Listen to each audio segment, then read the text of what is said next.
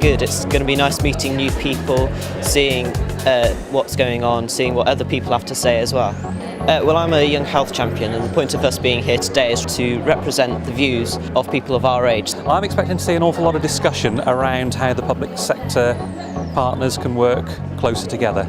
I'm here as one of the local MPs. The health services is really important to everyone in our community. We want it to be sustainable in the long term. I'm hoping that between us we can find a way to transition the service so that we provide more care out in the community, less in acute hospitals. We're all taxpayers. We all know that we've got to try to ensure that we use the NHS safely and appropriately, but within the constraint budgets that we've got.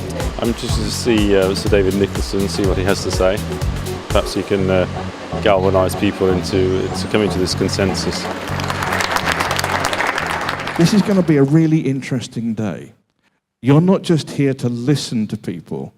The people up here are here to listen to you as well.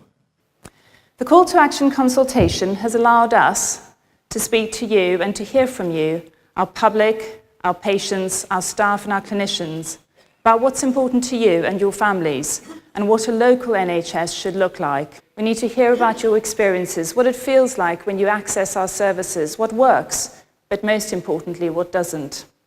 The challenge we face is that we need to have more radical solutions. More of the same is not going to deliver.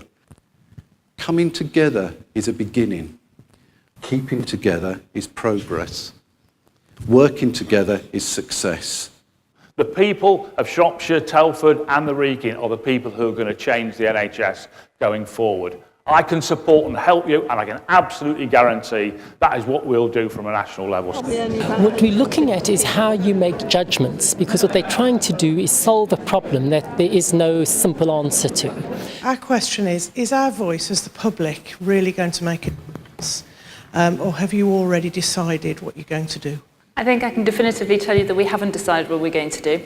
And your voice has to make a difference, because quite frankly, if the public don't build this with us, they won't actually use the service in the way that we would hope, and we won't get the outcomes. Our question was really about how do you empower staff and local people to work together?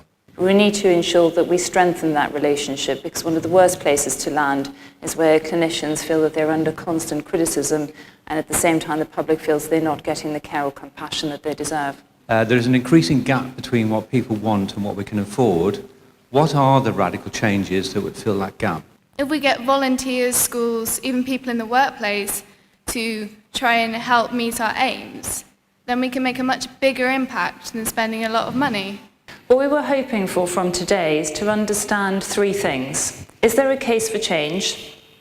Do we need to be radical within that change? And can we stand together when we make that change? Today, for me, isn't the end of call to action. We've tried to bring people together to talk about what the NHS should do and how it should start to shape its services and plan forward. We will live in the future with the consequences of your decisions today. Yes, it's been really informative. I felt that the keynote speaker was excellent, and it's been well worth coming over. We've got to take these conversations now and turn them into something far more meaningful in practice. This is an event which starts to inform what we hope to be a longer engagement process over the next year or two. I thought it was very worthwhile. It was exciting actually to get that mixture of people into a room talking about a really difficult subject and getting a broad agreement from everybody in the room about moving forward on that. I think it went brilliantly. I think it was really impressive to have over 300 people in the room looking at, is there actually a case for change? And definitively we've heard, yes, we need to change and we need to be radical about that change.